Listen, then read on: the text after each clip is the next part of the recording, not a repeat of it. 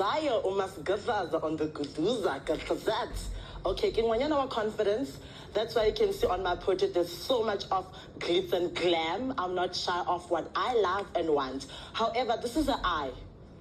So an eye, normally, it shows the reflection of what you see, if you can look on your lenses.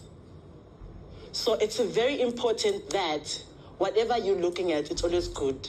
Because now, if that reflects on what you see, automatically you get attracted to these things. So this eye has lashes, and these lashes are not equal. It means that as people, we are up and down in fluctuation. So I chose the color pink in the portrait because of trans man. You know, I am proud. I'm a proud transgender woman. So this color does not only this color does not only painted here to be pink. It shows advocacy. Thank you.